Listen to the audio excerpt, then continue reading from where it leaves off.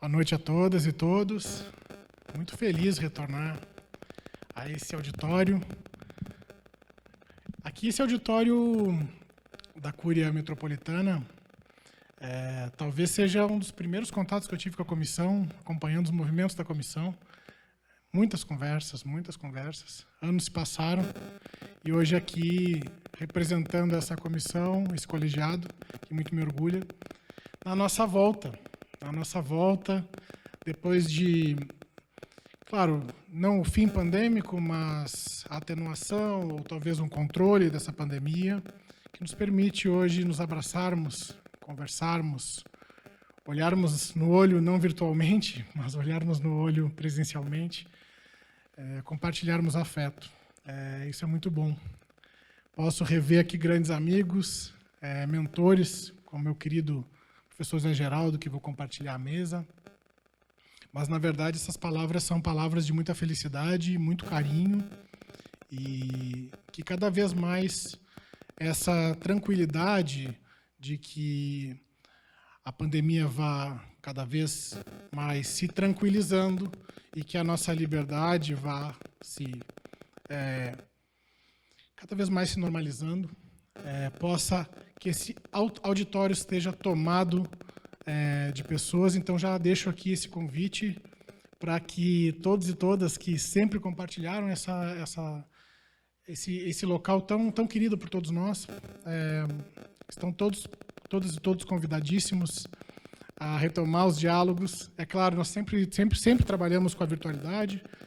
O remoto não foi algo que nos inovou, mas que nós vamos manter a transmissão online, nós vamos manter a retransmissão online, mas gostaria, sim, de trazer aqui a informação para todos os nossos queridos seguidores dos canais também, que venham aqui realizar aqueles calorosos debates dessa comissão. Então, primeiro, esse grande saúdo aqui aos meus queridos amigos de comissão, mas também a todos aqueles que são os nossos seguidores e seguidoras.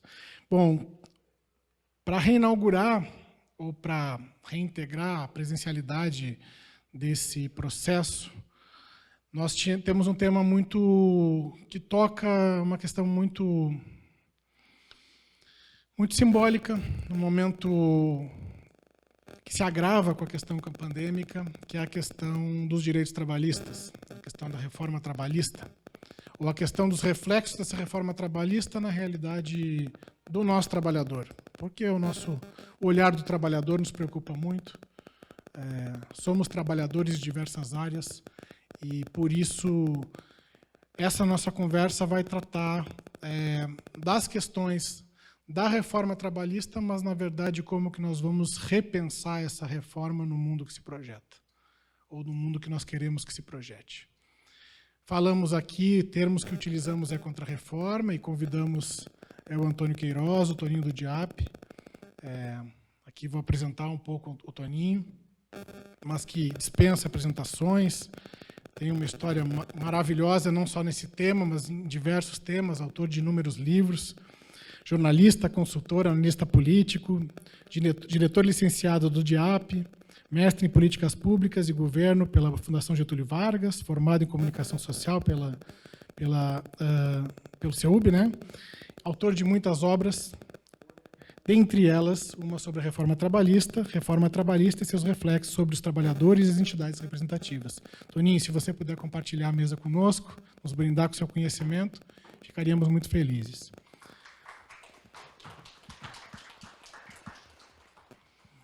Eu não quero aqui tomar a palavra e seguir cansando o público.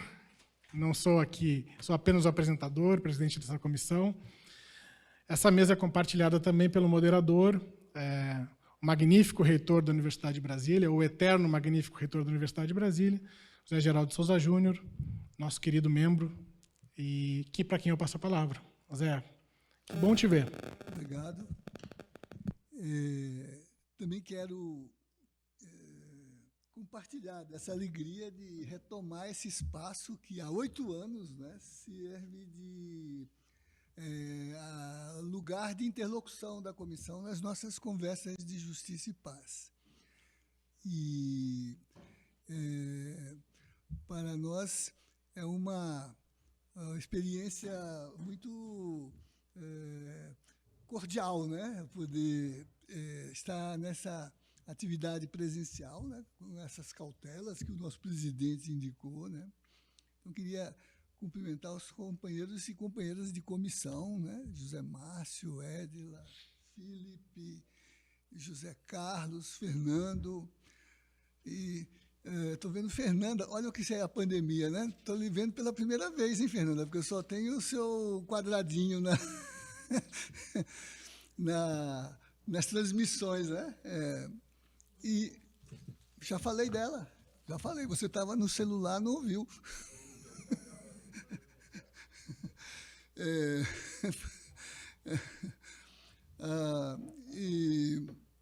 E também o Diego, né, que se incumbe da gravação e da transmissão. E hoje nós temos aqui a presença do Procurador da República, Felício Pontes, né, que muito nos honra, né?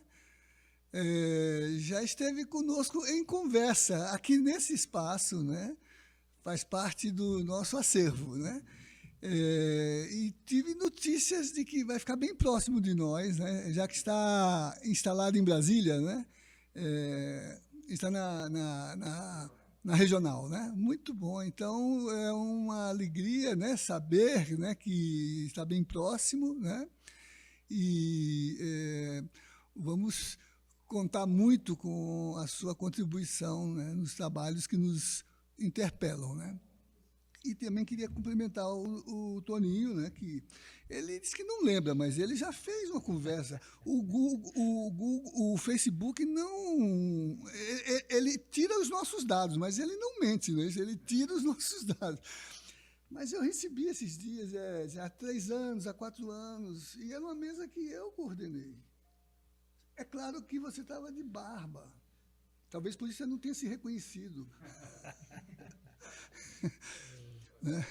Mas é uma alegria tê-lo aqui de volta, Doninho, né? E nessa data, hoje são 2 de maio, né? Um dia após a data símbolo, o 1º de maio, o dia do trabalho, né? Dia Internacional do Trabalho, mas é, na verdade, o dia dos trabalhadores, né? E por isso esse tema aqui colocado para todos nós, né? O convite que divulgamos coloca com os termos da mesa repensar a reforma trabalhista, trabalhar contra a reforma e pensar no restabelecimento dos direitos dos trabalhadores, é uma exigência que se coloca para um contexto em que nós, pelo menos desde 2016, mais agudamente, temos vivenciado em termos de movimento dramático de desdemocratização do país, de desconstitucionalização do país, né? E de uma realidade que nos coloca em permanente postura de resistência para que não haja danos maiores e para que também nos mantenhamos organizados para resistir e continuar o protagonismo da nossa experiência política e histórica, que gerou um projeto de sociedade inscrito fundamentalmente como representação da dignidade do trabalho e da contrapartida da apropriação pelos trabalhadores daquilo que é a riqueza que ele produz, né? Estamos aqui numa linha de construção de sociedade enquanto experiência comunitária, enquanto experiência política no sentido de que o Papa Francisco indica, nessa dimensão sublime, né, da caridade, né?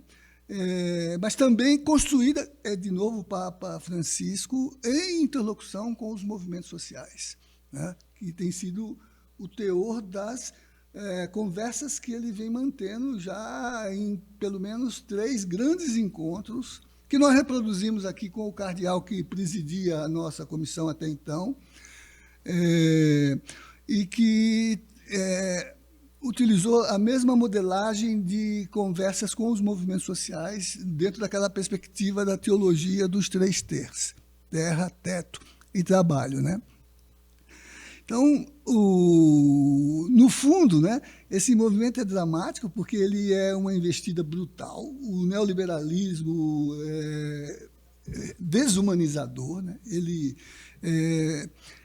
vampiriza a própria condição do trabalhador no sentido de extrair não só a sua mais-valia, mas a sua própria humanidade, né? Porque, inclusive, na forma que vem tomando com a plataformização, a uberização, o teletrabalho, tem quase reposto a condição análoga à de escravo, né? Então, trabalhar essa questão, repensar o que tem sido uso, porque se todos esses movimentos na política representaram, né, uma agressão à cidadania organizada, em último caso, foi uma investida contra o trabalho, né? Porque foi também uma ação de destituir a representação política do trabalho, que luta por direitos, que constrói direitos, que construiu todos os direitos na experiência civilizatória, né?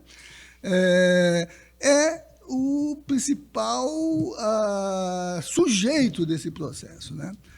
E, felizmente, mesmo nos impasses atuais da pandemia, da guerra que está em curso, né, uma guerra capitalista, né, que está em curso, né, nós temos assistido aqui e ali, de forma bastante acentuada, reações importantes, seja da retomada constitucional, como na América Latina, Equador, Bolívia, Peru, agora Chile, né?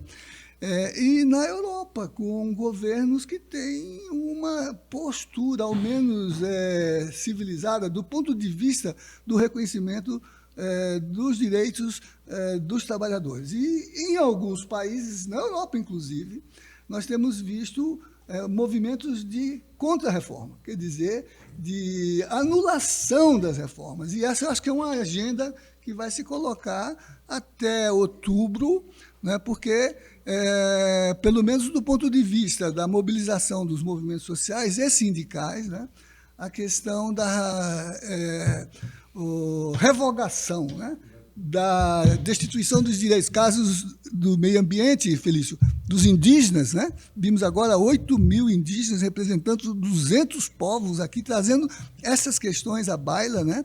Vai também se colocar como uma perspectiva para a agenda de reivindicação do trabalho organizado, dos trabalhadores mobilizados, interpelando as pretensões de governança no cenário de 2022, outubro, né? Então, é mais ou menos um pouco disso que nós queríamos ouvir de você, Toninho, que para nós representa assim, o melhor intérprete desse processo, pela sua presença estratégica nos organismos de análise desse sistema, na assessoria parlamentar, né, e sindical, né? E ver se temos condições de repensar o mundo do trabalho e as condições de reforma, não só no sentido do que se colocou aí como extração dos direitos, mas de reconstrução dessa dimensão digna do trabalho, de construir uma contra-reforma como mobilização dos movimentos sociais, e qual é a perspectiva de restabelecimento dos direitos, não é isso? Como moderador, acho que você tem assim de 20 a 30 minutos para a sua fala, depois nós abrimos uma sessão de diálogo com você e depois as palavras finais, né? Lembrando que estamos aqui com o auditório que recupera o presencial, mas também as redes que nos acompanham pelos nossos canais, o Facebook, o YouTube, e esperamos poder recuperar também a interlocução com a TV comunitária, que sempre transmitiu os nossos programas, né? TV comunitária de Brasília, né? Então,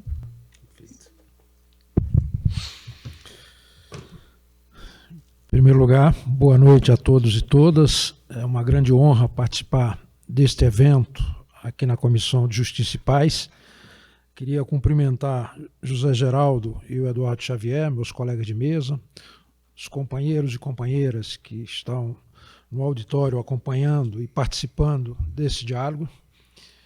E minha ideia aqui é trazer um diagnóstico e também um prognóstico a respeito do mundo do trabalho nesse ambiente que vivemos no Brasil. Nós tivemos avanços muito significativos no processo civilizatório ao longo do tempo, né? Nós tivemos a conquista dos direitos civis, a conquista dos direitos políticos, e foi graças aos direitos políticos, o direito de associação, de organização partidária, de votar e ser votado, liberdade de imprensa, etc., que se criou a terceira geração de direitos, que foi a geração dos direitos sociais, que pela primeira vez implicou despesas para governo e para empresas. Isso foi uma conquista fabulosa, produto da organização. Portanto, a política é determinante nisso. Depois nós tivemos os direitos difusos e coletivos e estamos numa fase agora de direitos bioéticos, numa quinta geração. O mundo experimentou na final da década de 70 até início do século XXI uma experiência neoliberal, né, em que se adotou o que se chamou na administração pública de nova gestão pública ou gestão gerencial, né, em substituição à experiência burocrática. E nesse período curto se demonstrou absolutamente trágico essa lógica de mercantilizar todas as relações, inclusive os serviços públicos. E o mundo inteiro já desativou isso. Mas o Brasil, a partir do golpe que destituiu a ex-presidente Dilma, veio uma ofensiva neoliberal tardia em que alvejou em cheio, né, os direitos trabalhistas e previdenciários do povo brasileiro, né? Então, nós vivemos hoje no Brasil, não mais no resto do mundo, porque o Zé Geraldo disse bem, o resto do mundo está revendo essas reformas. Vivemos hoje no Brasil uma conjuntura, né, que adota a lógica de desregulamentar direitos e regulamentar restrições em todas as áreas que a população possa, de algum modo, se beneficiar. Então, o que beneficia sai da lei, o que prejudica é explicitado na lei, para que não dê margem para que isso ocorra no futuro. Isso vale não apenas para o mundo do trabalho, mas vale para a Previdência, vale para a área dos direitos humanos, vale para a área do meio ambiente e uma série de outras áreas. E nessa linha, nesse ambiente, e no período pós-golpe, o governo Temer aprovou no Congresso a Lei 13.467, de 2017, que ela adotou e fragilizou simultaneamente os 4 eixos centrais das relações de trabalho. As condições de trabalho, propriamente ditas, a organização sindical, a negociação coletiva e a justiça do trabalho. Ou seja, atacou esses 4 eixos e feriu de morte as 3 fontes do direito, que são a lei, a negociação coletiva e a sentença normativa que decorria do poder normativo da Justiça do Trabalho, que podia construir normas e condições desde que fosse mais benéfica ao trabalhador. Então, tudo isso desapareceu com essa reforma. Então, é uma reforma que teve como lógica a desregulamentação de direito, teve como base 101 propostas do setor empresarial capitaneado pela CNI, isso apresentado lá em 2012, né, e que foi organizadas, sistematizadas e conduzidas, incorporadas na chamada Ponte para o Futuro, que foi a agenda do golpe que guindou o Temer à presidência da República, né? Então, essa reforma ela foi adotada sob o fundamento de segurança jurídica nas relações de trabalho, né, que estavam muito judicializadas no período, mas o que é engraçado é o seguinte: quem se der ao trabalho de verificar o que foi judicializado é aquilo que o empregador deixou de cumprir, que estava na lei, no acordo, na sentença normativa. Ninguém estava pedindo nada que não tivesse ou pactuado entre as partes ou assegurado como norma pública, de ordem pública e de caráter irrenunciável. Então, essa reforma ela foi pensada pela lógica dos empregadores para reduzir custos, para ampliar o lucro e a competitividade das empresas, né? Para facilitar a criação de novas modalidades de contratação em bases precárias, né? Para substituir o legislado pelo negociado, preferencialmente pela negociação direta e individual, em substituição a uma negociação coletiva, entre empregado e empregador, e, por fim, para enfraquecer o poder sindical, tanto com a retirada de prerrogativas sindicais, quanto com a asfixia financeira dessas entidades. Isso teve o objetivo, e que estão sendo alcançados com a implementação dessa norma, de um lado, flexibilizar os direitos trabalhistas previstos legalmente. Ficam resguardados apenas os que estão escritos na Constituição, mas a Constituição tem muito mais princípio do que regras. E o princípio, quando você regulamenta, você pode dar várias interpretações. Quando a regra é clara, você tem que implementar o que está lá. Então, a regra eles retiram da lei e preservam apenas os princípios. A ampliação da possibilidade de terceirização e pejotização, ou seja, a contratação do trabalhador como pessoa jurídica e sem vínculo empregatício, né? A criação de novas formas de contratação, especialmente o chamado autônomo exclusivo e o intermitente, que são duas barbaridades previstas nessa legislação. As restrições ao acesso à Justiça do Trabalho. Se um empregado ingressar na Justiça pedindo 10 mil de indenização e o juiz der 5, ele terá que pagar o honorário sucumbencial relativo aos 5 que ele deixou de ganhar. Em algumas circunstâncias, esse honorário sucumbencial, que é de 20% do valor da causa, é superior àquilo que ele recebeu. Então, ele não vai entrar na Justiça, que ele não é doido. E, em defesa do acessório, que é o direito, ele não vai colocar em risco o principal, que é o seu próprio emprego, ainda mais tendo que custear. Então, é uma loucura completa esse tipo de reforma.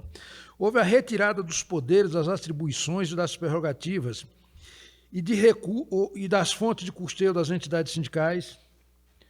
Houve a ideia de universalização da negociação coletiva sem o limite ou sem a proteção da lei, né? E a autorização da negociação direta entre patrões e empregados para redução ou supressão de direitos. Uma reforma trágica, porque elimina o princípio do hipossuficiente, aquele que reconhece o empregado como a parte mais fraca econômica, social e politicamente no embate com o empregador, né? Então, essa reforma, de fato, fez alterações na CLT que precarizam relações de trabalho. E por que precarizam? Porque retira da legislação trabalhista o caráter de norma pública, né? Norma de ordem pública e caráter irrenunciável, né? Institucionaliza a prevalência do negociado sobre o legislado, independentemente da norma ser mais benéfica ao trabalhador, autoriza a terceirização na atividade fim das empresas, né? Reduz o poder normativo da Justiça do Trabalho, precariza as conquistas dos trabalhadores com o fim da ultratividade dos acordos das convenções coletivas, que era uma regra segundo a qual o que fosse incorporado por um acordo só podia ser retirado por novo acordo, né? E eliminaram da lei a ultratividade da norma. Então, se não tiver um novo acordo, aquilo sequer tem a oportunidade de vir a ser negociado novamente e desaparece, né? Reduz a capacidade financeira das instituições sindicais e permite a contratação de serviço em lugar da contratação de empregado e, portanto, pejotiza as relações de trabalho. Durante a pandemia, agora mais recentemente, da Covid-19 no governo Bolsonaro, o governo buscou reiteradamente introduzir novas formas de precarização, né, e redução de direitos, como redução do FGTS de 8% para 2%, isso a pretexto de gerar emprego e incluir novos trabalhadores no mercado formal de trabalho. Nós temos como exemplo disso a medida provisória 905 e a 927, né, que tinham exatamente esse propósito, mas que, felizmente, caducaram no Congresso. Os parlamentares conseguiram, numa composição em torno da eleição das casas, fazer algum tipo de acordo em que coubesse algumas relatorias para os partidos de esquerda, e isso se deu ainda no momento em que o Bolsonaro hostilizava o Centrão. Hoje o Centrão é a base dele, então, se voltar, o risco é grande, né? Mas essa pauta permanece entre as prioridades do governo, né? E o que se deve fazer num ambiente desse, né? O movimento sindical, na nossa avaliação, e esse é o propósito aqui desse debate, apresentar propostas e formular alternativas, né, deve ir nessa direção no mundo do trabalho sindical, na perspectiva não apenas de rever essa situação precária, mas de regulamentar matérias que antes não estavam regulamentadas, né? Então, nessa perspectiva, os sindicatos devem atuar pelo menos em 3 frentes para fazer esse contraponto. Na frente institucional, especialmente no Congresso Nacional e no governo federal, embora seja difícil ter alguém no governo com algum tipo de sensibilidade, mas pelo menos a área técnica, né, que pertence ao Estado e não ao governo, pode ter algum tipo de diálogo. Na esfera jurídica, notadamente perante a Justiça do Trabalho, né, para questionar o conteúdo dessa reforma. Na área sindical, sobretudo perante o patronato e a imprensa, né, e também perante o Ministério Público do Trabalho, né, para garantir negociação coletiva autêntica, né, e também para modificar essa legislação perversa. Então, na minha avaliação, deve ainda acionar os organismos internacionais, né, multilaterais, denunciando essas agressões. Acabou de sair uma decisão de um tribunal da ONU reconhecendo que, no caso da prisão dos processos do presidente Lula, aqueles processos eram viciados, eram parciais, era um juiz que utilizou o aparelho de Estado para perseguir um adversário político, né, e fez esse reconhecimento. Agora, nós temos um problema grave de assimetria de informação, de ausência de formação política e cívica do povo brasileiro em geral e dos trabalhadores em particular. Eu li, no domingo agora, um artigo de 2 procuradores do trabalho, do Ministério Público do Trabalho, o Ronaldo Lima dos Santos e Jefferson Luiz Maciel Rodrigues, em que eles afirmam que 70% dos trabalhadores desconhecem que os salários, os reajustes que os salários recebem são produto da negociação. Eles imaginam que sejam, como ocorre com o salário mínimo, uma decisão do governo. Uhum. Se os próprios trabalhadores, 70% dos trabalhadores, não sabem que o aumento salarial que ele tem é decorrente de um esforço da organização sindical, sem a qual não seria possível isso, fica muito difícil. Assim como os próprios, a participação nos lucros, os pisos salariais, os planos de saúde e outros benefícios que existem, eles existem por conta da negociação. O empregador não dá por mera liberalidade. Ele dá ou por imposição da lei ou em razão de negociação. Então, o que eu acho que a gente deve propor? Alguns pontos são fundamentais numa proposta de revisão dessa legislação trabalhista, né? A primeira delas é regulamentar o teletrabalho em novas bases, em que se assegure os direitos básicos dos trabalhadores por aplicativos também, que é outro segmento que não tem os seus direitos reconhecidos. Criar novas fontes de financiamento da Previdência Social, frente à perda de arrecadação via folha de salário, porque as relações estão precarizadas, o trabalho formal está perdendo espaço e não dará mais conta de, via tributação sobre a folha, pagar os benefícios da Previdência, que é a instituição que garante a paz social no Brasil. Previdência e assistência. Os brasileiros, quando vão ao exterior, o pessoal se impressiona quando se diz lá que o nosso INSS e a assistência à Previdência paga algo como 30 milhões de benefícios, e que o Bolsa Família, que é outro programa, alcança 20 milhões de pessoas, porque é muito maior do que a população deles. Então, eles acham que, não, que isso é impossível. Então, o Estado no Brasil tem um papel fabuloso, fantástico, responsável pela proteção social, e que esses governos de perfil neoliberal estão desmontando. Então, nessa linha ainda, buscar recuperar as prerrogativas sindicais e assegurar novas fontes. A lei diz lá o seguinte: é nulo de pleno direito qualquer acordo ou convenção que preveja qualquer forma de arrecadação em favor das entidades sindicais. É um absurdo, né? Isso foi feito em nome da liberdade, né? Garantir proteção aos trabalhadores frente às inovação tecnológica, né? O mundo está passando por enormes transformações. Assegurar garantia de trabalho igual, de salário igual para trabalho igual, tanto na questão de gênero como no caso de atividade terceirizada, né? Instituiu o direito de negociação coletiva para o servidor público. Aconteceu durante os governos do PT, mas era liberalidade do governo, não estava regulamentado, não estava previsto em lei. Então, além desses pontos, eu acho que tem que haver o retorno do controle sindical sobre o local da rescisão. Hoje, antes era obrigatória no sindicato, hoje é obrigatória na empresa, né? Então, no mínimo, essa decisão tem que caber ao trabalhador, ele decide se quer fazer na própria empresa ou no sindicato. Hoje vai direto para a empresa, né? Revisão das bases do trabalho intermitente e do trabalho exclusivo autônomo, que é uma coisa louca, que o trabalhador fica à disposição do empregador e, quando for convocado para trabalhar, recebe pela hora que trabalhou, né?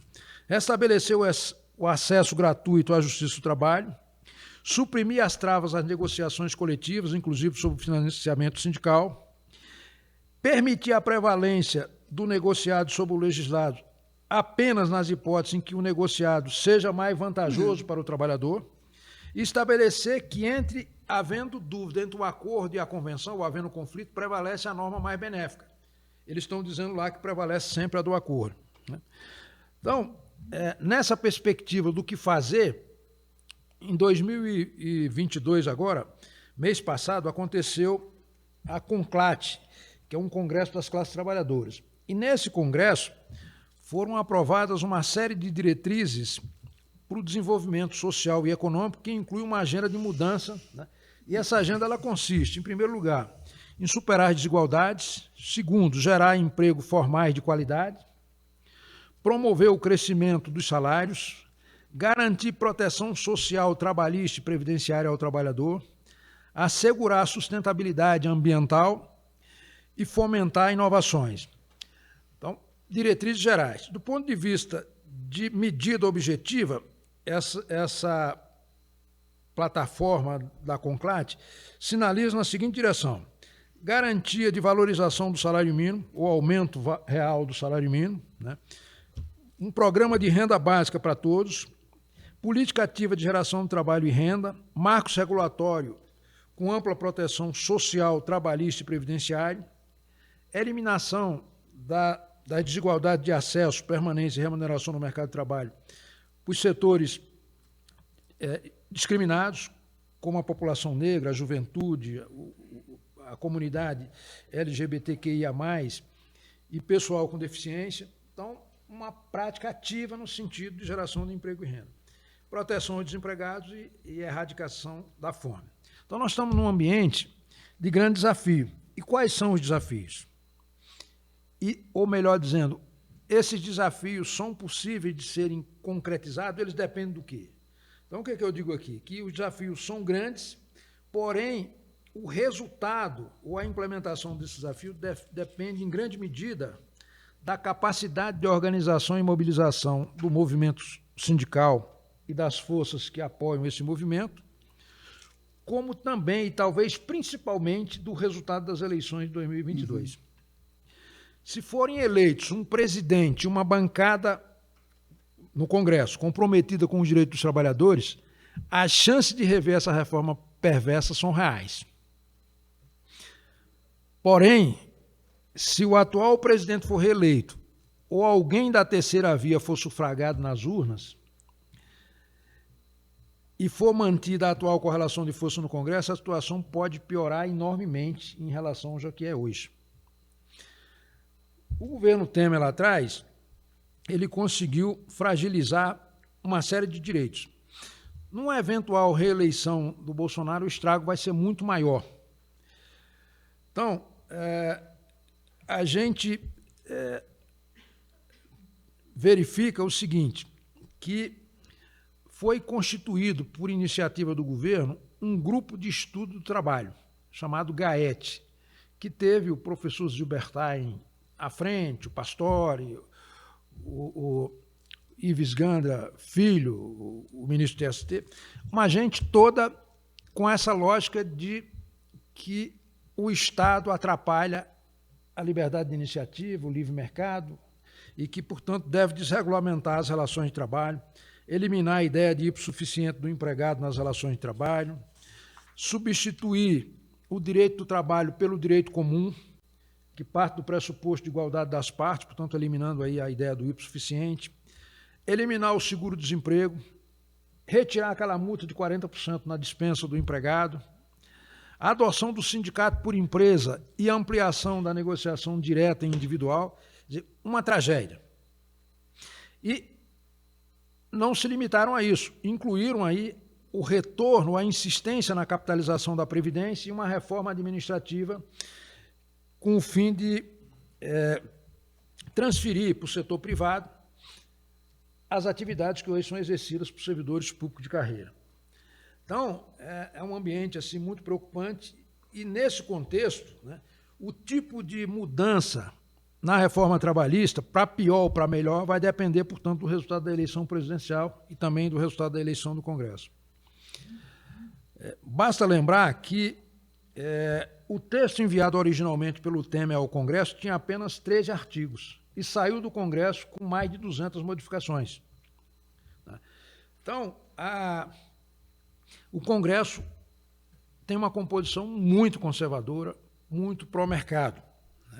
E, portanto, se não houver um empenho dos trabalhadores, no sentido de eleger alguém que tenha compromisso com seus interesses, com seus direitos, com a proteção, vai ser trágico. Não vai ser fácil, porque o Centrão, inclusive, vai crescer nesse ambiente lá. Então, esse é o quadro que a gente se encontra. Quer dizer, se conseguirmos fazer uma boa bancada e eleger o presidente da República, não apenas regulamentamos coisas que antes não estavam regulamentadas em bases decentes, como teletrabalho e o trabalho por aplicativo, mas também recuperamos ou revogamos alguns desses dispositivos da reforma.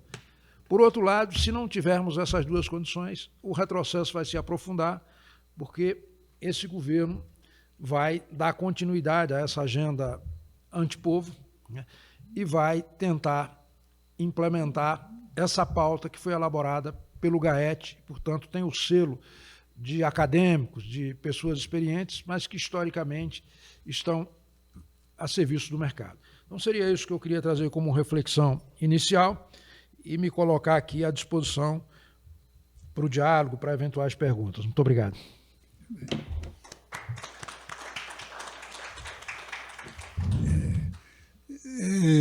Uma exposição muito precisa e capaz de articular as relevâncias de uma questão que hoje, né, desafia a nossa capacidade política de construir um projeto de sociedade, né?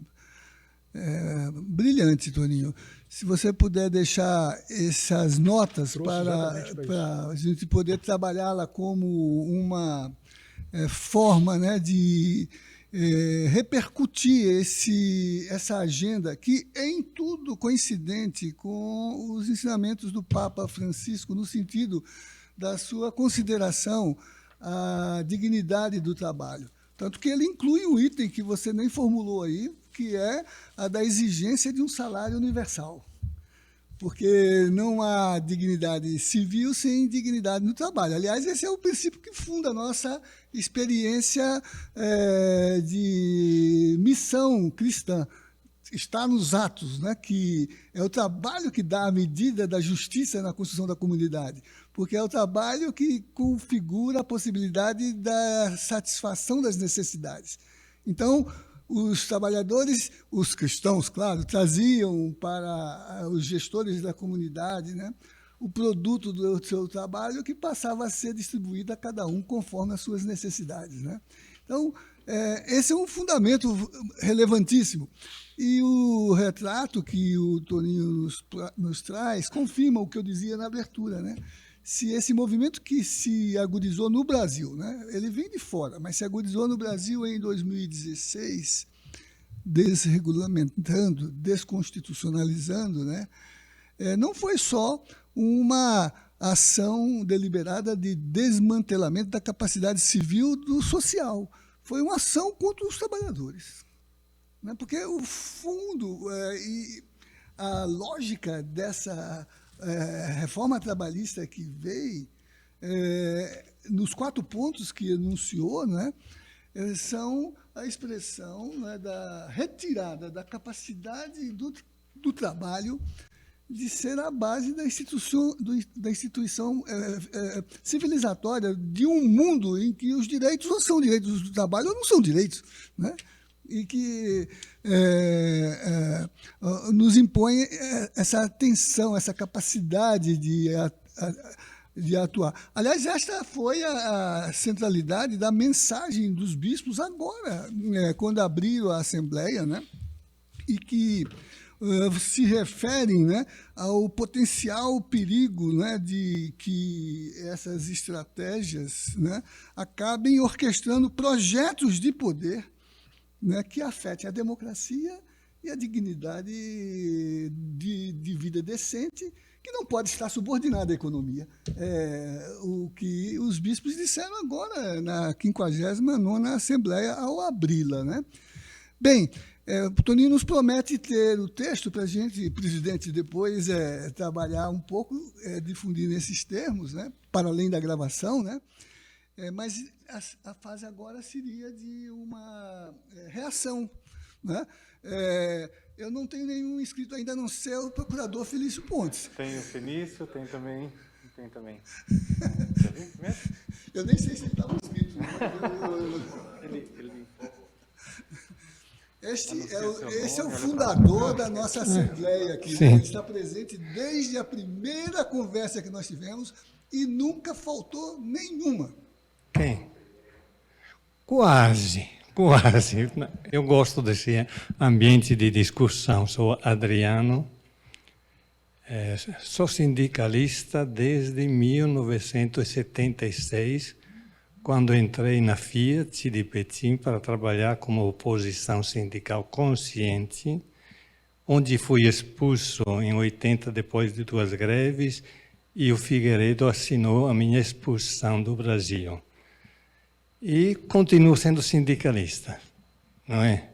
Amanhã eu preciso falar com o presidente do PSB, Carlos Siqueira, sobre a divisão sindical que aconteceu anteontem no PSB. Não é? Então, esse material eu quero, tá bom, Toninho? Mas, olha, gostei demais de todas as informações. Agora tenho uma visão, visto que está sendo gravado, precisa controlar as palavras, não é? Tenho uma visão, por exemplo, você falou que muito, espero que seja muito, não tudo, depende das eleições de outubro. Eu também sei que, infelizmente, depende muito. Por quê? É o ponto que eu contesto e gostaria que você refletisse. Porque, quando você falou da CONCLAT, as bandeiras são as mesmas de sempre, genérica e tudo mais. Quando você, Toninho, falou que os trabalhadores não sabem o que os sindicatos pensam, porque não dialogam, não tem, eu pergunto, o que é que falta no Brasil? Faltam os trabalhadores ou falta o sindicato? Essa é a minha questão. Porque eu estou convencido, eu fiz doutorado sobre sindicalismo depois de apanhar tanto. E a minha questão é a seguinte, no Brasil, desde 1943, não tem um só sindicato. Só tem corporações. Vejam, não é brincadeira. Corporação é uma instituição de solidariedade. Mas você pode ser solidário no bem, no mal, no crime. Solidariedade é em tudo. E a igreja preza a solidariedade. Agora, a solidariedade de quem oprime é para prezar? Por que solidariedade? sindicatos no Brasil, em 43, copiou a legislação fascista. Que a legislação sindical fascista é corporativa, tanto que era sindicato por categoria e por base territorial.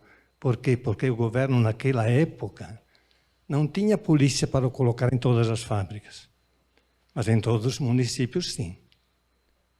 Então, para poder controlar, receber o nome da chapa com o endereço era na polícia do município. Toda essa história, o corporativismo é típico do fascismo e da social-democracia. Os dois incentivam o corporativismo. Tem outra dimensão ideológica, que é o marxismo, que é a luta de classe. Sindicalismo classista no Brasil não existe desde 1943. Isso não quer dizer que os sindicalistas são preguiçosos. Eu que conheço os italianos, porque nasci lá e fiz a luta conjunta. Na Itália, os sindicalistas são bem barrigudos, são bem acomodados, mas são classistas. No Brasil são sacrificados, muitos morrem pelos ideais, mas não tem um instrumento, que é o sindicalismo de classe. E não aceitar que a sociedade ainda, apesar e com todas as transformações do trabalho que tem hoje, ainda é uma sociedade de classes, é outro discurso, é outro tipo de análise, que eu, como cristão, percebo que a Rerum Novarum foi anterior à discussão da luta de classes. E a Igreja ainda não conseguiu superar essa dificuldade da luta de classes. Também porque o socialismo e o comunismo a utilizaram como foi utilizado com os seus erros. Não é? Então, Toninho, quando você coloca aí... Bom, no Brasil, e você conhece muito melhor do que eu, porque você é da área, como são as relações trabalhistas no mundo? Na Itália, por exemplo, eu posso dizer que conheço. Na Alemanha, da cogestão, conheço um pouco menos. Mas parece muito mais inteligente do que na Itália. Tanto que os trabalhadores são organizados, sobrevivem no meio sempre do conflito, mas têm uma vida boa, porque têm uma visão de cogestão que não é tão classista. Porém, eles, como classe trabalhadora, são organizados. Nós aqui, eu defendo, como socialista, que o nosso sindicalismo brasileiro não é classista. É classe contra classe, mas não é classista como classe organizada. Porque como corporações, meu querido ex, ou ainda reitor da UNB, quando eu defendia minha tese na UNB, o De Rosso, sociólogo e dirigente da CUT, me detonou. Porque ele falou, você não entende nada de sindicalismo brasileiro, pode entender de sindicalismo italiano. Eu só tive uma resposta, digo, escuta, meu amigo, porque a gente se conhece. Quando você falou que era dirigente dos docentes da UNB, organizou a greve, e você queria que a greve fosse junto com os funcionários, mas os dirigentes não aceitaram fazer greve junto com... Me diga se é sindicalismo classista ou corporativo, desgraçado e desgraçante. Ele calou a boca. Porque corporação e corporativismo e solidariedade nem sempre é valor. Porque quando os que ganham 40 mil se organizam para ganhar 45 mil, são solidários. São solidários. E daí? São virtuosos.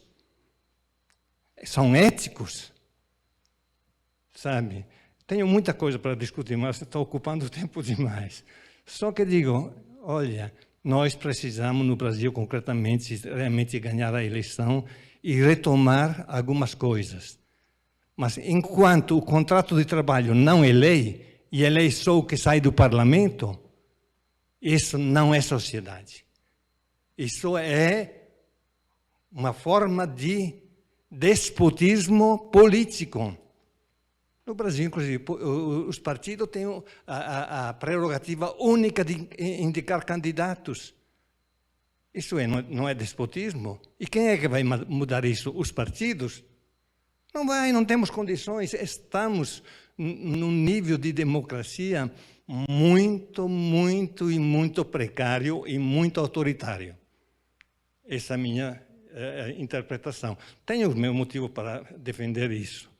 Então, eu vejo uma coisa, você falou muito bem, gostei muito de todas as informações e da lógica, todas as lógicas, mas a única lógica que eu discordo é que sem sindicato, sem uma reforma sindical, porque a CONCLAT fala de metas, não analisa se o sindicalismo é vivo.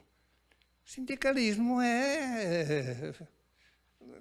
sabe? E quando é assim, e não tem a massa, não tem o trabalhador, mas acabou, não é? Tá bom. Obrigado, Adriano. Doutor Fenício?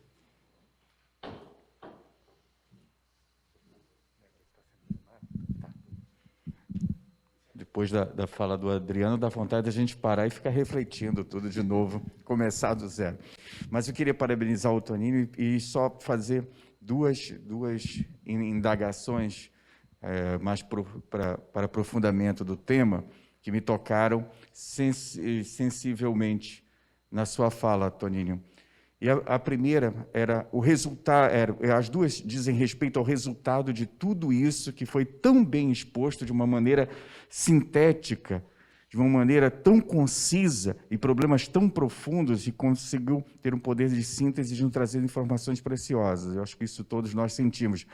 Mas duas coisas que eu queria saber, já que a nossa reforma trabalhista já tem 4 anos, já podemos medir alguns resultados.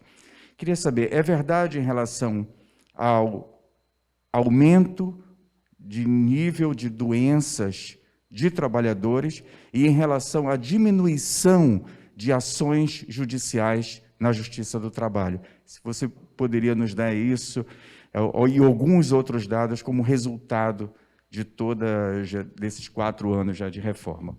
Obrigado.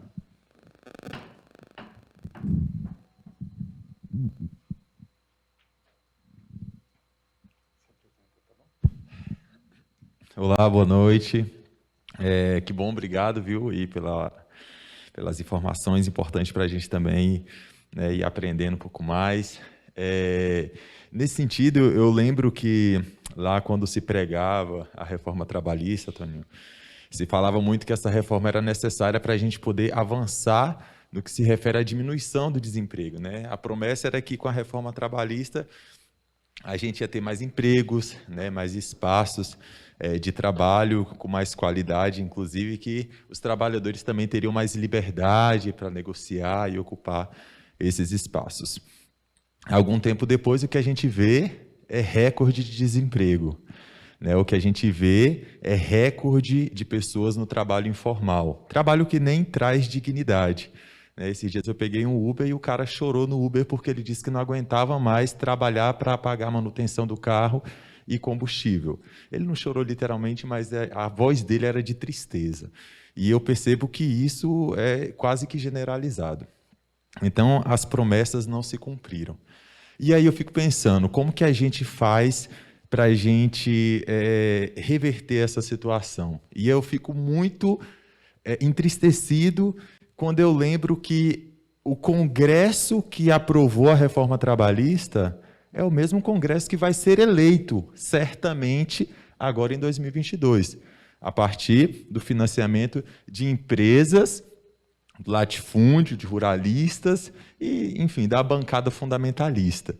né? Então, eu fico pensando, como que a gente vai reverter essa situação se o Congresso que aprova a reforma trabalhista é o mesmo Congresso que, a priori, faria essa revogação, né, caso a gente ainda tenha um governo eleito em 2022 numa pegada progressista, né? Porque se a gente tiver novamente um genocida no poder, vai ser muito difícil a gente conseguir avançar qualquer coisa que seja. E aí eu lembro que aqui no Distrito Federal também não é diferente. A gente tem um Estado, um governo que precariza o trabalho, um governo que privatiza, um governo que tira direito dos servidores e um governo que apoia a demissão em massa de trabalhadores. Então, como que a gente faz para a gente reverter esse processo, também considerando que na Casa Legislativa aqui do Distrito Federal a gente tem uma bancada de deputados e deputadas que são, né, vamos dizer assim, apoiadores desse retrocesso no que diz respeito ao trabalho e à vida dos trabalhadores e à dignidade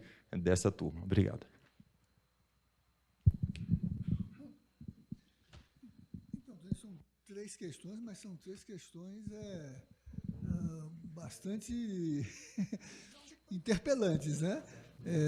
E aí a sua reação, a sua resposta, as suas considerações. Perfeito. Ainda tem mais uma? Eu acho que a minha pergunta está dentro da fala do Filipe. Se eu sentir que falta água, eu sou... Certo.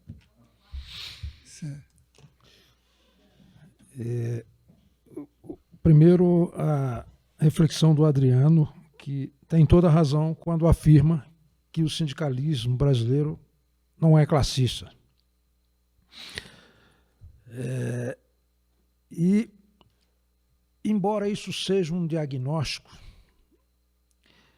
essa acusação que se faz ao movimento sindical de não ter compromisso com os trabalhadores é utilizada pelos empregadores contra os trabalhadores.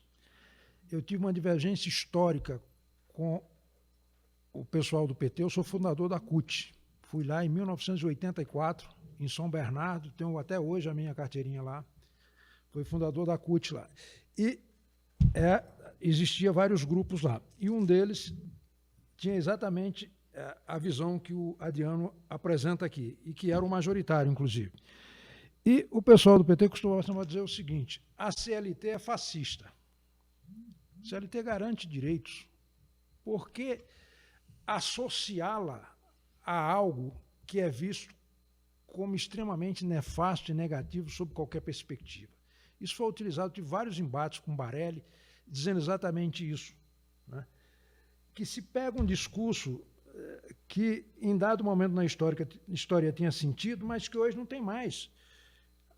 A grande indagação é o seguinte: com sindicato, os trabalhadores estão melhor do que sem sindicato? Estão. Os trabalhadores estão melhor com lei do que sem lei? Sim. Então, sempre que você tira essa representação, com todas as suas limitações, ela cumpre um papel social fundamental, né? Fundamental. E eu tenho um problema também muito grave com quando a gente faz o reducionismo a um slogan, né? Eu me lembro de um episódio muito interessante, que foi lá no Rio Grande do Sul. Os professores, na época do Brito, fizeram uma greve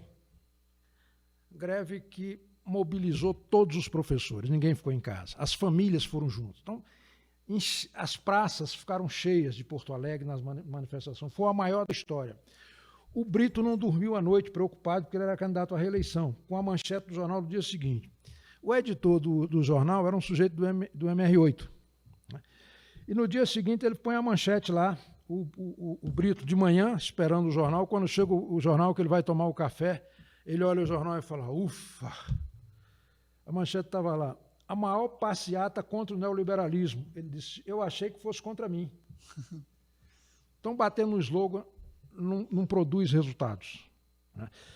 Eu estou de pleno acordo, 100% de acordo, que o problema é dos sindicatos, que não esclareceu o trabalhador, que 70% não sabe que o seu ganho salarial decorre de uma negociação, é do sindicato, mas é da imprensa, é dos partidos, é da igreja, é de todos os setores organizados da sociedade, essa falha, essa omissão na formação política e cívica do povo brasileiro. Então, esse é um problema que é fundamental que a gente enfrente. Você não faz uma revolução de um dia para o outro. E no caso do Brasil, com o capitalismo tomando conta das instituições como tem tomado, você, para ter algum tipo de avanço, você vai ter que fazer de modo incremental, a não ser que você zere o processo. O capitalismo se organizou de um modo tal que é a única instituição no mundo em que pune toda a sociedade sem que a gente tenha meios de puni-lo adequadamente. Por quê? Porque o Estado, os servidores do Estado agem por comando. O mercado, o capitalismo, age por incentivo. Então, se ele sentir nas expectativas dele que não vai ter o retorno adequado no investimento que vai fazer, ele simplesmente desativa aquele investimento, desiste do investimento, demite várias pessoas, reduz o PIB do país, prejudica todo mundo, sem que possa ser penalizado, porque supostamente ele tomou uma decisão racional, de sabendo, na expectativa de que não teria retorno. Tal. Então, utiliza isso como elemento de pressão, de desculpa, para exatamente envolver as pessoas. Então, isso é uma coisa que a gente tem que trabalhar, e a forma mais efetiva de enfrentar isso é por intermédio da organização, obviamente, mas você tem que estabelecer em regras cujo cumprimento seja impositivo. E o Estado é a única instituição que tem 3 monopólios: o de impor conduta e punir seu descumprimento, o de legislar e o de tributar. Então, quando eu disse que depende muito do Congresso e do Presidente da República, eu estou dizendo isso, né? De alguém com uma visão no nosso campo que possa fincar o bambu do lado grosso, como se diz, onde se planta bambu, né? Então, é uma situação muito complexa realmente. Então, eu não estou aqui fazendo um contraponto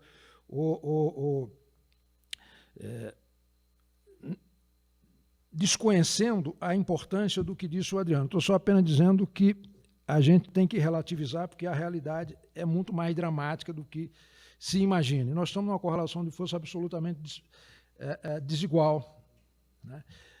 E se a gente não valorizar o pouco que a gente tem de resistência e desqualificá-lo, está, na prática, a serviço daqueles que estão a favor desse desmonte. Em relação ao que o Vinícius Pontes fala, ele pergunta sobre 2 pontos. Felício. Felipe, desculpe. Felício. Felício, desculpe. Felício. 2 pontos. Se houve aumento do nível de doença no trabalho. Eu não tenho o dado preciso, mas é assustador. É algo como dobrou o número de acidentes de trabalho, de pessoas doentes por assédio moral, por assédio sexual, por todo tipo de assédio que existe no Brasil. E a exploração do estado de necessidade, forçando as pessoas a fazerem acordos individuais, porque o sindicato ele fala coletivamente, portanto a pessoa não se expõe individualmente. Se você não tem essa instituição como anteparo, você se expõe diretamente. E quando você se expõe diretamente, você tem que estabelecer prioridade, aquelas coisas de perder o braço, ou o dedo, ou o anel, né? Então, o direito é acessório, o emprego é o principal. Entre o acessório e o emprego, o cara vai optar pelo emprego numa negociação direta. Se ele tem um anteparo da entidade... Tá. Então, esse aumento do nível de adoecimento por apressão, por resultado, baixos salários, tem sido grande. O desmonte das fiscalizações todas no mundo do trabalho. O Ministério do Trabalho não tem mais fiscalização do trabalho, né? Está completamente desmontada. O recurso para aquelas operações de combate a trabalho infantil, trabalho escravo, etc., é uma loucura. A redução do número de ações na Justiça Trabalhista caiu para menos de 1/3 o número de ações. E aquele 1/3 que foi, na maioria das vezes, o trabalhador saiu no prejuízo, porque ele teve que pagar a parte oposta. Ele faz o levantamento daquele que deixou de ser pago, o juiz vai lá e dá metade, ele se deu muito mal. Então, uma tragédia.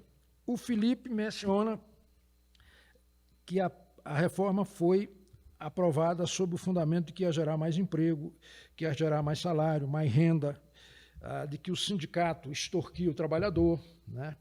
Sugava o trabalhador e que, portanto, a contribuição deveria ser exclusivamente voluntária. Não podia ter nem contribuição fixada coletivamente na Assembleia, nem por lei. E aí asfixiou a única instituição no mundo do trabalho que fazia esse contraponto. Hoje as entidades estão sem recursos, as centrais estão vendendo suas sedes para conseguir fazer um mínimo de resistência e reduzindo o número de trabalhadores nos sindicatos, etc. Então, e essa propaganda, ela vem de muito tempo, né? A ideia da defesa do individual em detrimento do coletivo. Você lembra que as privatizações todas, a energia, quando foi privatizada, é porque ficaria mais barato, ao preço. As teles, ficaria mais barato. Aí o que faz? Diz, bom, no Estado não é possível democratizar porque o telefone é um ativo, mas na iniciativa privada deixa de ser. Por que no Estado não podia deixar de ser uma sociedade de economia mista? Era só mudar a regra. O setor privado pode. Então, eles fazem uma coisa que é o seguinte, empresa estatal não pode mais fazer política pública. Ela serve para quê, então, se é estatal? Então, esse é um dilema que a gente vive hoje que é muito complexo e a gente tem que analisar. E nós estamos num ambiente em que há uma dificuldade muito grande de fazer o contraponto com essas forças, porque elas desenvolveram uma tecnologia no pós-verdade que é difícil de enfrentar. Vou dar como exemplo. O atual presidente da República, durante a campanha, ele fez um diagnóstico com o qual todos nós estávamos de acordo. As famílias estavam degradadas, havia aumento da violência, da criminalidade, do desemprego, tinha uma evidência de aumento de corrupção, porque os governos do PT fizeram uma legislação que jogaram luz sobre a relação Estado-sociedade, Estado-mercado, né? E que fizeram lei, por exemplo, de responsabilização da pessoa jurídica. No Brasil não existia. É como se existisse a figura do corrupto e não existisse a figura do corruptor. Foi quando foi feito, que é a responsabilização da pessoa jurídica. Delação premiada, né?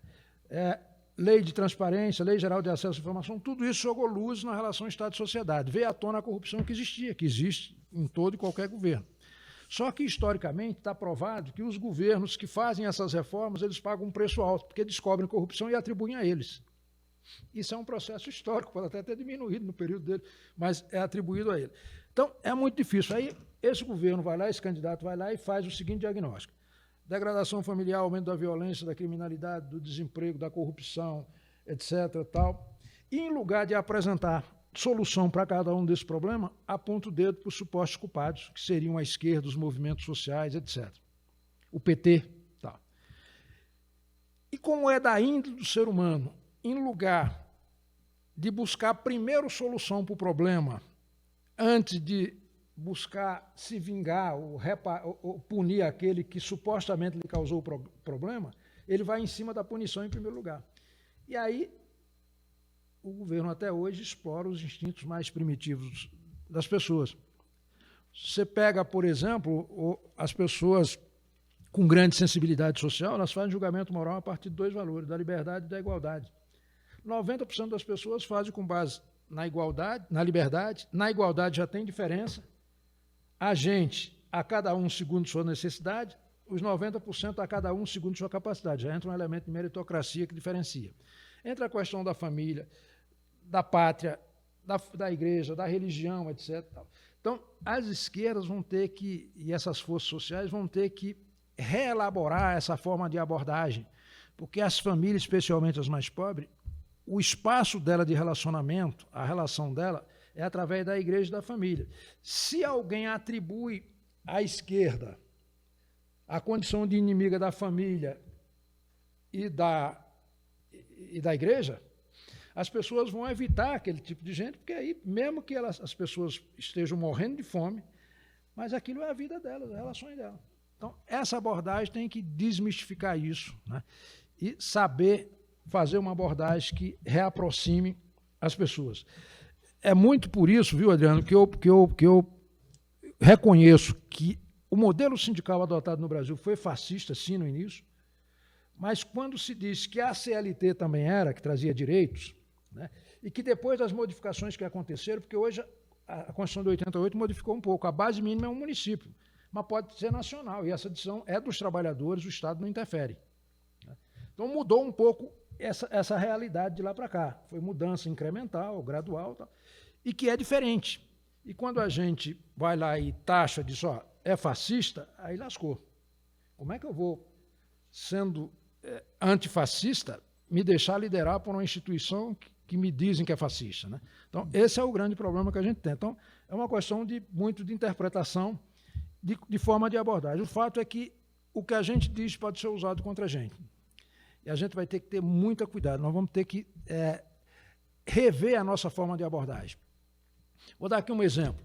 Nesse período agora do governo Bolsonaro, eu rompi com familiares, com amigos, com pessoas, né, por conta dessa divergência. Quem não?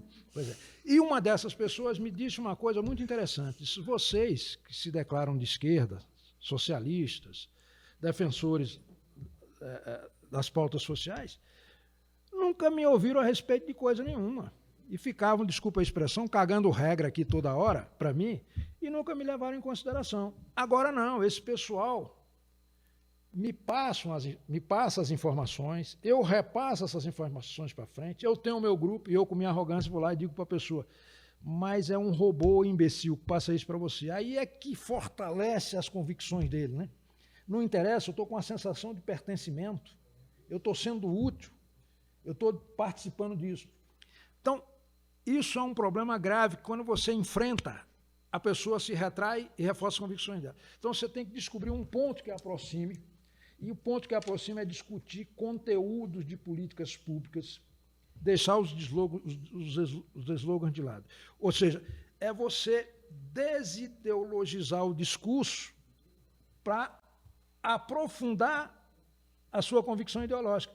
Porque se você não fizer isso, o debate está interditado. Esse é o grande problema que nós estamos enfrentando hoje, que é a área de comunicação. Mas já falei muito e vou parar por aqui e abrir espaço para outras perguntas. Edna, a sua questão ainda se põe?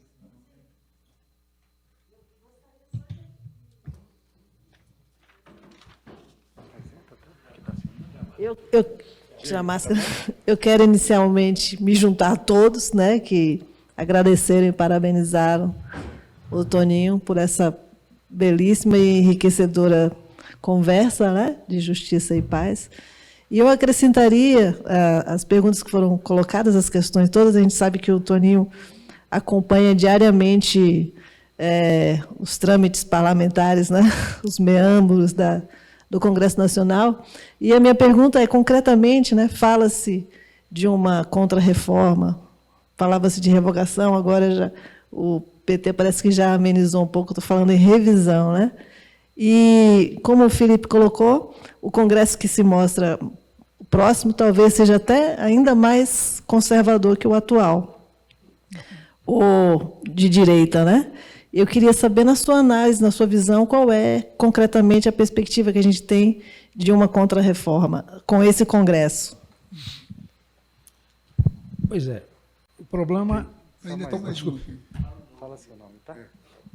E aí se apresenta para a câmera. Boa noite a todos. Queria cumprimentar aqui o reitor da UNB, o Toninho, o senhor. É o seguinte, com relação a alguns tópicos que o senhor falou aqui de forma brilhante, com tanto brilhantismo, sobre a reforma trabalhista. E o trabalho, desde a antiguidade, a importância para todos nós, para todo cidadão, ao trabalho. Deus começou a obra que tinha feito, no 7º dia descansou. O trabalho é a possibilidade de continuarmos com a obra criadora de Deus. E digno é o trabalhador do seu alimento, conforme fala as Escrituras, né, de forma tão clara. Portanto, a minha indagação é com referência às privatizações.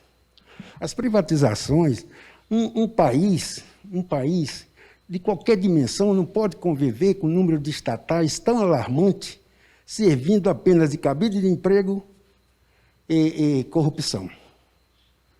Então, é verdade que em outros governos tivemos alguns avanços de forma trabalhista. No governo Temer, conforme o senhor bem citou, do golpe e tal, mas ali, isso aí já vem de outros governos. Tivemos uma mini-reforma.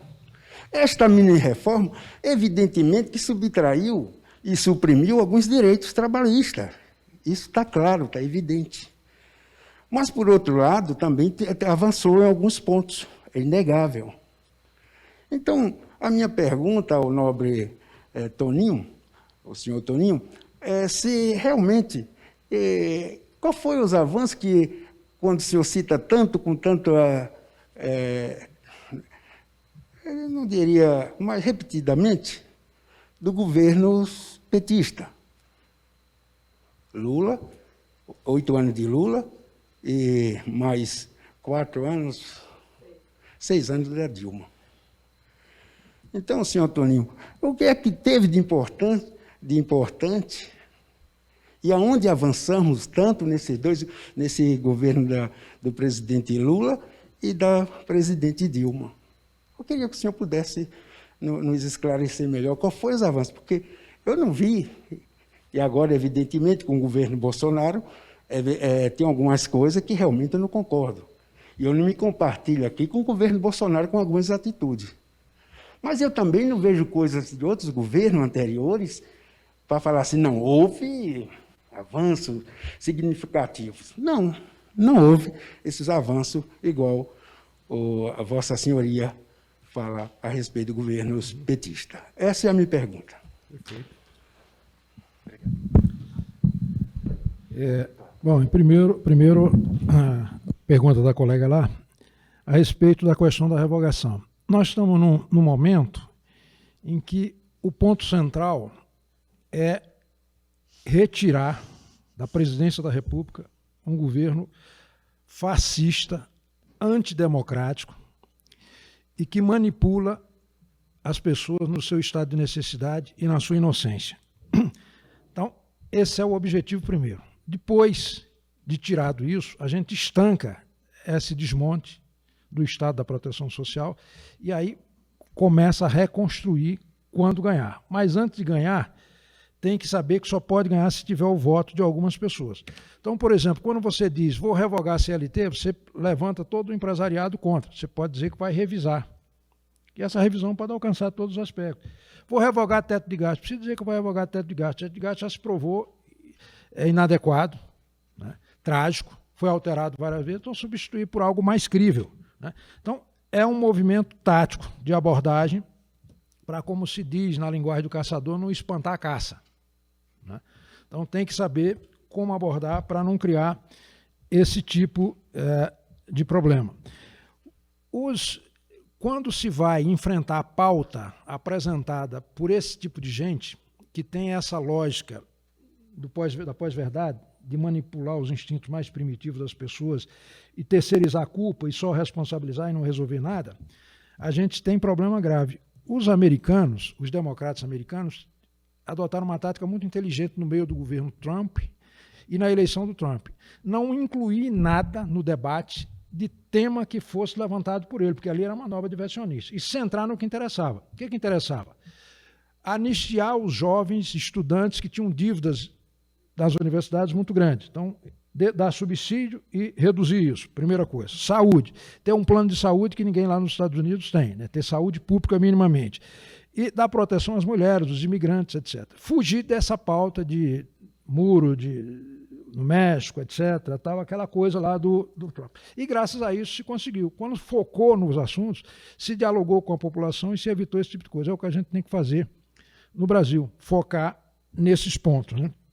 Em relação à indagação última do companheiro que falou por último, eu queria dizer o seguinte, que é verdade que tem algumas empresas estatais que têm problema, mas as empresas estatais foram construídas com os recursos da população brasileira e os seus resultados e a sua eventual alienação, o recurso deve ser destinado à população.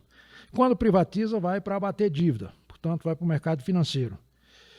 E ela deixa de fazer política pública. A Vale do Rio Doce foi vendido a preço de banana no Brasil, né? Todas essas estatais foram vendidas aí a preço de banana e estão dando lucros astronômicos, e que davam quando estava no Estado. Ou o governo utilizava para fazer política pública e beneficiar os mais pobres. Basta ver aí o preço da gasolina. Mas em relação aos governos do PT, não tenho procuração para defender, e disse aqui que o PT tinha divergência com o PT em algumas coisas. Mas o acesso à universidade no Brasil, durante o governo do PT, foi maior do que em 100 anos de história no Brasil. Nós tivemos aumento real do salário mínimo, as cotas para ingresso às universidades, a inclusão social através das donas de casas podendo se aposentar, que não tinha, né? O Bolsa Família, o Minha Casa Minha Vida, o Mais Médico, são políticas públicas que deram oportunidade a pessoas que, sem um governo com o mínimo de sensibilidade, essas pessoas não seriam beneficiadas por nenhum programa social. O que o governo atual fez? O contrário disso, está desmontando cada um deles e, em véspera de eleição, está fazendo demagogia, né, dizendo que defende Bolsa Família, até mudou o nome, aumentou o valor, só na época da eleição, né? Então, não dá para comparar, mas em hipótese nenhuma. O que esse governo prendeu as pessoas? Prendeu por essa manipulação de dizer que é um homem de Deus, de família.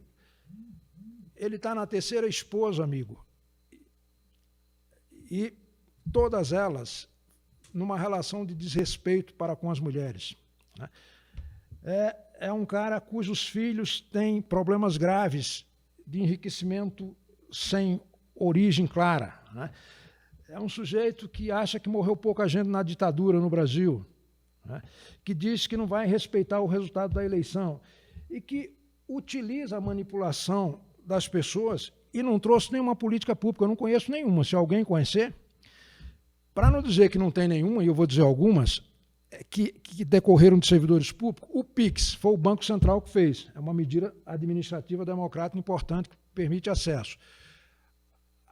A utilização dos dados cadastrais do governo para efeito de comprovante de vida. O aposentado tinha que ir no banco para fazer isso, utilizar a vacinação, que está registrado, o voto está registrado, uma providência administrativa. A Receita pegar os dados da pessoa e deixar lá para o imposto de renda já preencher automaticamente, dar informação. Tudo medida administrativa. Fora isso, eu desafio quem é que tem uma única política pública desse governo. Agora, a destruição de todas essas que foram citadas, e aqui eu não tenho tempo para citar outras, que tem muitas relevantes, então não dá para comparar.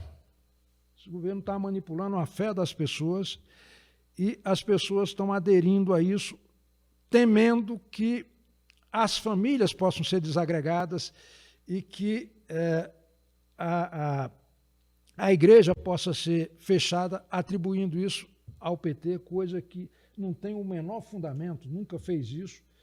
E mesmo essa questão de aborto, que é um tema mais sensível nessas áreas, tem sido explorada, mas o próprio pessoal do PT disse que isso é uma questão que deve ficar na esfera da ciência, da saúde pública, não é de decisão política, né? Então é uma manipulação espantosa e, lamentavelmente, o governo ainda tem algo como 30% da população apoiando esse cidadão. Felizmente, o ambiente no Brasil é de renovação e tomara que permaneça assim, para que a gente definitivamente retire esse presidente da República. Nós tivemos presidentes, no Brasil teve presidentes bons e ruins. Esse é mau. Obrigado. Temos ainda? A colocação que o Adriano solicita. Brevemente, só para não deixar dúvidas. Olha, eu nunca falei mal da CLT, porque legislação e tudo mais, realmente, não acredito naquele tipo de revolução onde você destrói tudo para construir. Tem que construir a partir do que existe. E do sindicalismo que existe, porque é feito por sindicalistas sinceros e dedicados e heróicos, não é? O que eu queria colocar, tanto sobre o discurso geral como a igreja, que aqui estamos num ambiente de igreja, é o seguinte: a democracia não se constrói simplesmente com individualismo, indivíduos. As pessoas têm que se organizar. E o atual, o sistema fascista, esse sim, de concepção de sindicato, impede chegar a uma visão de classe.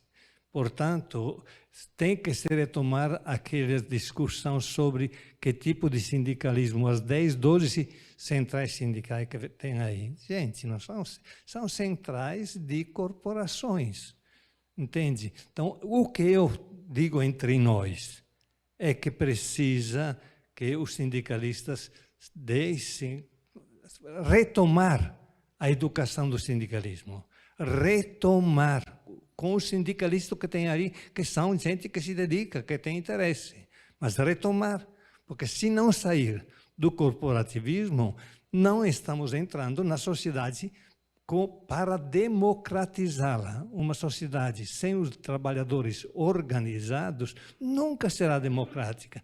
Podemos ter um governo de esquerda, petista ou não, que beneficia, paternalista, que não ajuda o pessoal, e de fato o pessoal não votou, porque foi bem, recebeu muito, mas não foi educado a uma participação democrática.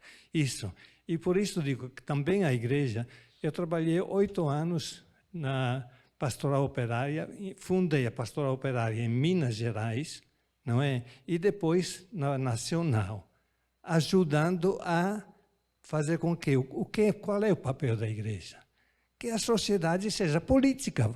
Você não lembrou muito bem o que o Papa atualmente insiste, tem que fazer política. Eu acho que depois das eleições, porque agora temos que fazer limpeza. Estou engajado nisso, sem limitações. Mas depois a comissão poderia retomar essa questão. Como a igreja pode contribuir, porque os trabalhadores, eu digo assalariados em geral, e os que não têm salário, podem readquirir a própria dignidade de cidadania. Só isso, tá bom? Encerramos as sessões? Sim. Bem, então, eu cumpri meu papel de moderação, né? Quero dizer que esses dias ouvi uma entrevista daquele italiano sociólogo, Domenico De Masi, né, seu conterrâneo lá, que escreveu O Ócio Criativo, escreveu A Emoção e a Regra, né? E ele dizia que, e se referia ao Brasil, que esse sistema governamental de hierarquia, né, que é uma hierarquia derivada da nossa experiência colonial, né, que foi construída à base da subalternização dos sujeitos, né, escravizou o trabalho, portanto, alienou do humano o trabalhador, escravizou o trabalho. Sob perspectiva, inclusive, constitucional, porque já tínhamos a Constituição de que todos nascem livres e iguais em direitos num sistema escravocrata. Escravizou, alienando do trabalho o humano, não é isso? Que retirou a dignidade do sujeito pelo racismo, né? Jogando para o atual essa forma genocida de extermínio dos jovens negros no Brasil, né? Que coisificou a mulher, né? Inclusive sob a perspectiva da legislação do trabalho. Até a Constituição de 88, a mulher não tinha autonomia sequer para construir a realização das cláusulas do seu contrato de trabalho, né? Então, imagine o quanto isso não é dramático do ponto de vista da construção dos direitos, né? E, portanto, construir direitos é expandir lugar de sujeito. Por isso que Marilena Chaui diz que a democracia não é uma forma de governo, é uma forma de sociedade. E que ela se realiza porque ela constrói direitos permanentemente, que é o que o trabalho faz, né? A partir do primeiro e básico direito, se tornar pessoa humana, não é isso? Se tornar pessoa humana, né? E eu acho que isso está um pouco no ensino do Papa Francisco. Agora, os bispos disseram esses dias que a gente precisa discernir. Discernir é tirar a candeia debaixo do alguidar, sabe? Ela não pode iluminar dentro de uma cúpula de barro que impede a luz. É preciso romper com isso. E o Domênico De Masi diz que nessa conjuntura rebaixada, né, a inteligência se esfacela. A ditadura produz o abaixamento da inteligência, né? Agora, nessas condições, como a gente vive hoje, se deixar levar o matadouro, intuindo que vai morrer e não reagir, somos gado para ir para o matadouro com a intuição de que vamos morrer e não devemos reagir, né? Vamos aceitar aí que, por exemplo, se faça política pública por distribuição de Viagra ou de lubrificante genital, em nome de que isso é parte de uma subsistência de uma corporação que está tomando os cargos públicos, né, para se reproduzir em termos de uma mensagem que nem é local, né? Entre Rondon, que dizia morrer se necessário for, matar nunca, e cadê meu Viagra, pô? Olha a distância, gente, né? Então, eu acho que o Toninho trouxe um martelinho para quebrar a cumbuquinha de barro que oculta a luz. E é isso que os bispos disseram aqui, né? É preciso defender a democracia e defender a dignidade do trabalho numa estrutura de construção dos direitos, né? E acho que, sim, é esse o chamado que o Papa faz para a gente, né? De elevar a consciência para sair do nível de rebaixamento que nos transforma em gado, no matadouro, né? Renunciando a direitos em nome de uma promessa de reconhecimento que não se confirma, porque a sua pergunta ele respondeu de uma maneira boa, né? Não vou discutir qual a política, vou mostrar quais os efeitos, né? Os efeitos que a gente recebe e nem percebe, porque acha que isso cai do céu como maná, né? Poder entrar na escola, né? Poder ter as várias disponibilidades de distribuição que as estatais permitiram pelas políticas que elas realizaram. Quanto é que está o gás hoje, gente? Quanto é que está o gás hoje? E antes estava num patamar... Lembra do surto da mulher, que a gasolina chegou a R$2? Lembra do surto?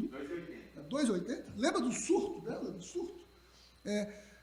Por que ela estava a 2,80? Porque as estatais... Claro, como ele disse, né?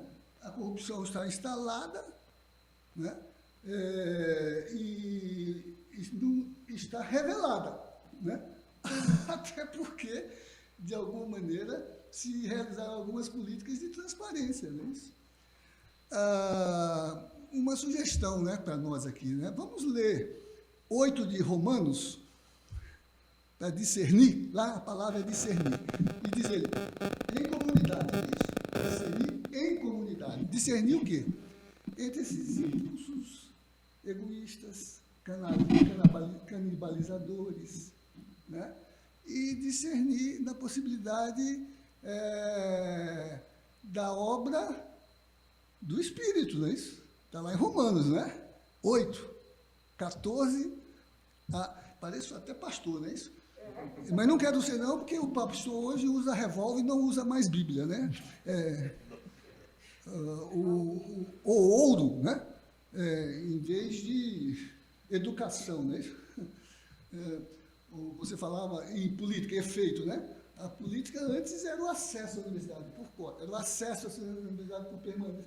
Eu fui reitor com recursos do orçamento para expandir a universidade, expandir as escolas federais, né?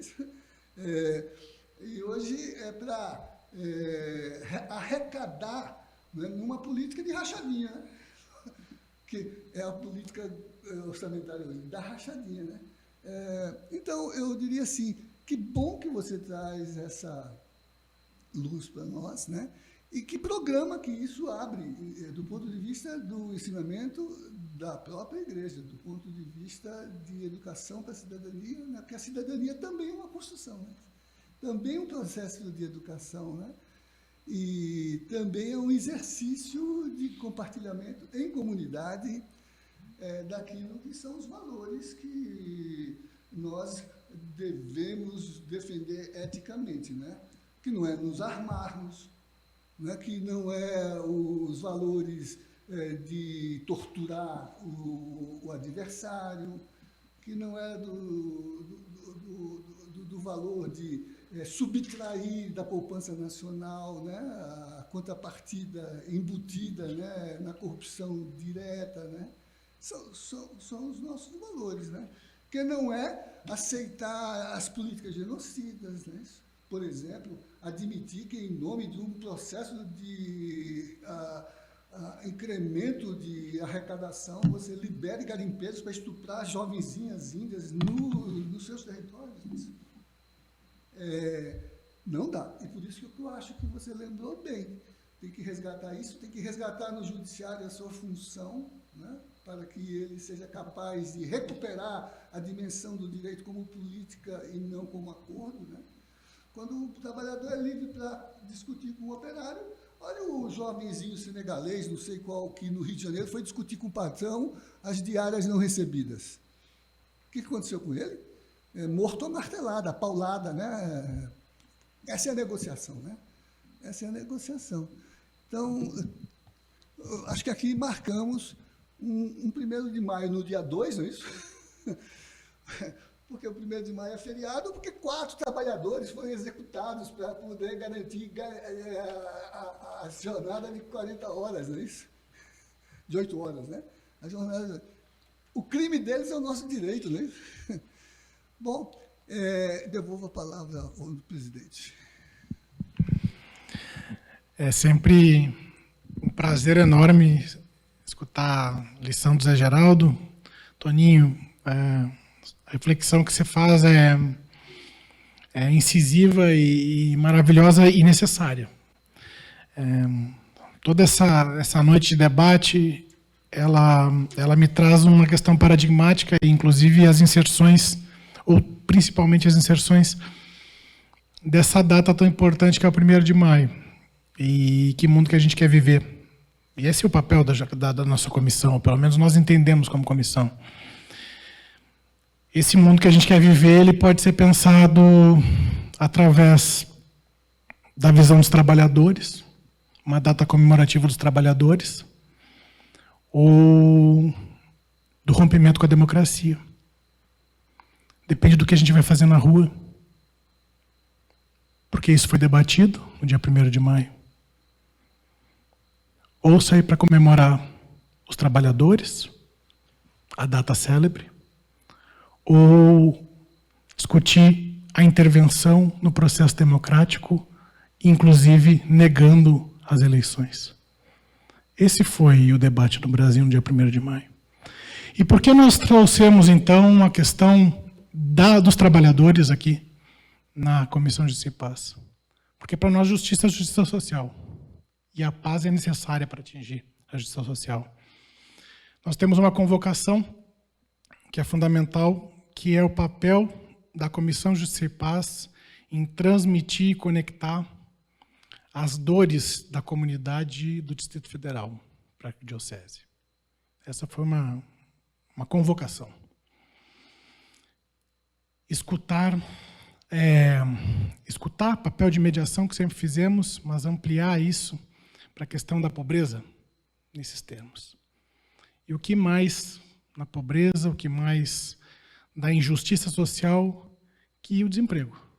A desumanização ao retirar do trabalhador, ao retirar do ser humano o trabalho e colocando numa situação de dignidade. Por isso, trouxemos o Toninho.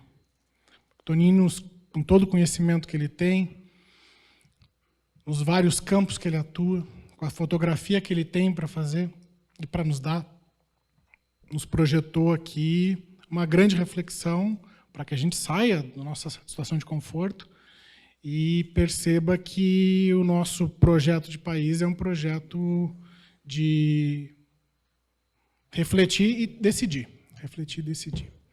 Então, de fato, agradecer ao Toninho, agradecer a todas e todos presentes. Retomamos, reposicionamos o nosso lugar no nosso auditório da Cúria Metropolitana. Retomaremos no próximo mês. Tivemos uma questão técnica, por isso aqueles que nos assistem estão percebendo a nossa retransmissão, mas já justificamos que no próximo mês estaremos virtualmente conectados e acompanhando o chat, as perguntas e intervenções de vocês e reproduzindo aqui para os nossos convidados. Mas para nós é muito importante todos os nossos espaços que nós temos na Cúria. A rádio, o auditório, todo o espaço que nós temos para conscientizar, debater os trabalhadores, os empobrecidos, a partir do estudo social, da doutrina social do Papa Francisco. Terra, teto, trabalho e justiça e paz. Uma boa noite para todos, muito obrigado. E para aqueles que estão retransmitindo, assistindo a retransmissão, também muito obrigado por acompanhar a nossa comissão. Uma boa noite.